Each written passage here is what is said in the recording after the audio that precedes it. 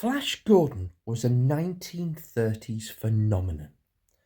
In an era of daily cinematic action serials, which would entice people to keep coming in every day to the cinema to see the next instalment in the exciting episodes, which always had a cliffhanger to draw you back in. It made a star of Buster Crabbe, Gene Rogers, shone as Dale Arden, and Charles Middleton epitomised the perfect sci-fi villain in Ming the Merciless. But after the war, it all went quiet. Television appeared, and a new revolution. It meant that the days of the daily cinematic serial were gone. Television took that role. But it also brought a new life for Flash Gordon, with television channels syndicating the series and broadcasting it again and again and again. New kids, new fans came to Flash Gordon, discovered the wonder of Mongol and the strange creatures that lived there. But it wasn't a time when cinema and television truly embraced sci-fi. The people with the money were nervous of it. They didn't trust it. They saw it as a bit camp, a bit silly. It wasn't taken seriously, and they didn't provide the money, which allowed production of new sci-fi. It was something that Gene Roddenberry struggled to battle against when he came up with the idea for Star Trek in the 1960s. But what Flash Gordon did, even though the special effects seem comical to us now, was that it inspired filmmakers and sci-fi lovers and children that were to go on and influence the sci-fi that we have today. I'll come back to that. You see, a young George Lucas, decades later, grew up obsessed with these serials. He didn't just like Flash Gordon, he wanted to remake it. In the early 70s, Lucas tried to secure the film rights. He had had a massive surprise success with American Graffiti, so he had the finances behind him. He also had the ear of the film producers. He saw it as the perfect vehicle for a new kind of space epic. But there was a problem. The rights were controlled by legendary producer Dino Delerentis. Now, Dino had bought the rights in the 1960s. He too was a sci-fi fan, and he too saw the potential of Flash Gordon for the big screen.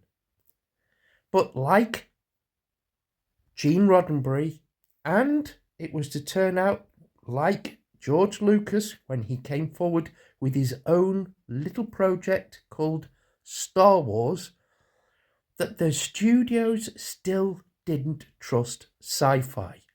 He battled and battled and battled, and it took him a long time to actually get a studio to take on his idea. And ironically, the thing that made all the studios scramble was George Lucas's Star Wars, the project he created when he couldn't get hold of Flash Gordon. So what did De Laurentiis do? Well, he would go on to produce his own version of the 1980 cult classic Flash Gordon. It was camp. It was a little more comic book than the original 1930s version, but it was very cinematic, and the soundtrack, well, the soundtrack was to die for, following a theme that he was to go on to use in other films such as Dune. He turned to the pop industry and to Queen. Delerentis was known for his larger-than-life personality and massive productions, and he believed in Flash Gordon.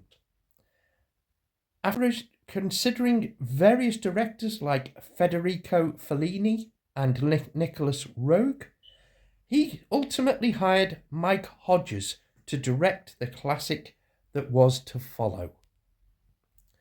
Delerentis envisaged a vibrant comic strip aesthetic, which resulted in the film's famous campy tone, opulent costume designs by Danilo Donanti, and the iconic rock soundtrack by the band Queen topped it all off perfectly.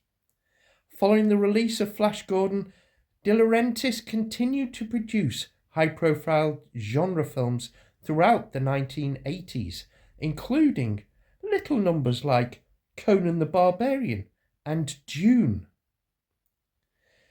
But the 1980 Flash Gordon film featured a star-studded international cast that embraced the movie's vibrant and campy style. Sam J. Jones plays the New York Jets quarterback, a change from the original polo player who is thrust into space to save Earth. Melody Anderson, a Canadian actress, takes on Dale Arden and has some fantastic lines like, "Flash, I love you, but we only have 13 hours to save the Earth." Some roles were absolutely people who just fell into them naturally. They were just perfect. For example, Ming the Merciless. Max von Sydow looked perfect. He delivered an iconic performance as the primary antagonist. Dr. Hans Zarkov, who else but Topol, even looked right. He plays the eccentric scientist who discovers Ming's threat to Earth. And Princess Aura, Ornella Muti, plays Ming's rebellious daughter seductively. Prince Baron Timothy Dalton looked perfect, and he was to go on to be a future James Bond. He played the ruler of Arborea. And for Prince Vultan, who else but Brian Blessed? He was perfect. Boisterous performance as the leader of the Hawkmen, with the famous line, "Gordon's alive!" For General Clytus, Peter Wingard plays Ming's masked second-in-command with a cold, frightening, disturbingly sharp performance with just the right level of menace. Mariangela Malato plays General Carla. She is the ruthless head of Ming's secret police and again has some classic lines in the film.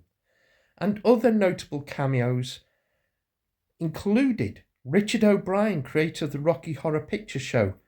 He appeared as Fico, one of the prince's men in the forest land of Argo. Deep Roy as Aura's pet Fellini. Robbie Coltrane had an early role as a man at the airfield, and Kenny Baker, famously R2-D2 in Star Wars, appears as one of the dwarfs. It was and is a camp classic. There was plans for 3 films, but unfortunately the studios passed on taking the other 2. So all the cast were held in contracts for 3 films. And there are a few odd things about the film. For example, Sam Jones's voice was dubbed in every scene. To this day, nobody truly knows who it was that voiced the character of Flash Gordon and why Sam Jones's voice wasn't considered acceptable. It's one of the little mysteries that makes this film stand out as a curiosity in cinematic history. So, where do we go from here? Is there going to be a Flash Gordon revival? Who knows?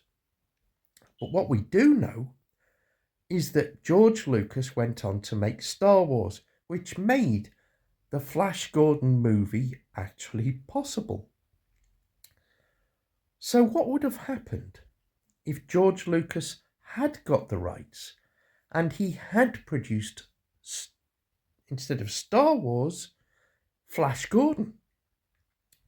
In the next episode, we're going to actually look at what a George Lucas Flash Gordon might have looked like. If you've enjoyed this video, please click on the thumbs up. Do you have any favourable memories or favourite memories or roles or characters or things about the 1980 Flash Gordon film? Did you watch the serials? Leave your comments below. And why not tell your friends, share this video with people who love sci-fi. There's plenty more to follow on this channel, so click on the bell as well. Click on the drop down and click on all. And we'll see you next week to speculate on what George Lucas might have done with Flash Gordon.